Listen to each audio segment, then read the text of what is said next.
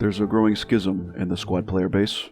In the wake of OWI's Infantry Combat Overhaul playtest, debates have raged about whether the update is going to save squad or ruin it. I've played in nearly every playtest, so in case you haven't, allow me to catch you up to speed. It's great, but it's not a game for everyone. This is because what OWI is doing is genuinely innovative in a genre of games that have gradually been converging together into some sort of gelatinous blob of identical gameplay loops, unrealistically smooth gameplay, and a skill curve of flick shooting that hasn't evolved since the glory days of Counter-Strike. The most controversial changes in the ICO move weapon handling away from words like crisp, smooth, and responsive, and more towards punishing, restraining, and reactive. I think at its core, that's why the ICO has been so divisive. What OWI is tinkering with here are core aspects of modern FPS gameplay mechanics that have largely been left untouched by A-list titles. Does PUBG really handle all that differently than CSGO? I mean, those games are 2 decades apart.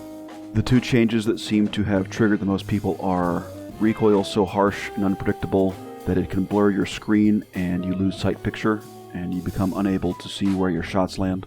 Once you regain that sight picture, you have to walk your mouse back on target before getting a follow-up shot. The second thing that freaks people out is aiming time is tethered to your stamina bar, and if your stamina bar is low, your weapon wobbles around like someone replaced your arms with noodles and spiked your canteen. As far as I can tell, the stamina bar is divided into thirds. If you're in the upper third, your weapon is perfectly accurate, and if you hold your breath with the shift key, your reticle doesn't move. But if you're in the bottom third, good luck. In most cases, it's not even worth pulling the scope up, you just shoot from the hip and take cover.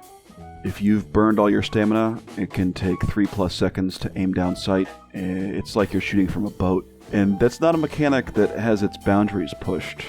The fact that OWI is experimenting with it is fairly unique from a game design standpoint. I think people are finding these changes alienating because they represent artificial challenges to the player. It feels like you're giving up control of your character's actions and introduces obstacles in between you and hitting a target that is in the open and you feel like needs to be shot right now. And those aren't bad takes. I'm sympathetic to those arguments. I think it just bothers me less. I'm completely happy with compromising on super crisp gunplay if it's in service of making for more interesting firefights. Out of all the playtests, the first one, in my opinion, was by far the best, and it was by far the harshest weapon handling experience. It was brutal, and I loved those changes. And if OWI has a backbone to continue to refine this new experience, I believe it's quite literally going to set the standard for rewarding and immersive combined arms firefighting. But not everyone will agree, and they would be wrong, and that's okay. At its core, what this schism boils down to is what type of gameplay do you find more satisfying? If your perfect round of squad involves you solo murking a full enemy squad, a bunch of headshots, there are other games that do this, and probably even better. Let squad go in its own direction. OWI clearly has a vision for their product, even if their vision is super blurry at first and their arms are noodles. What I find most satisfying is emergent teamwork in a squad full of randoms. Long, chaotic environments with a high volume of fire and an ebb and flow to the battle between successfully defending or getting rolled.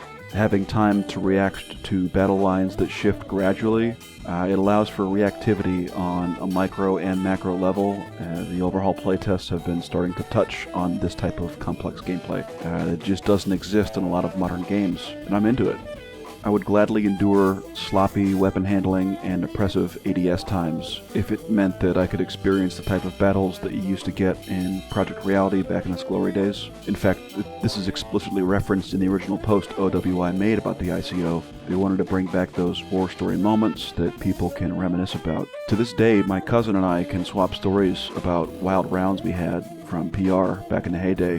That was fucking 12 years ago, maybe more. PR teamwork was magic, and it's dated now, but not a lot of games have been able to replicate that unique style of team play. It's extremely difficult to do when designing a game, I think is why.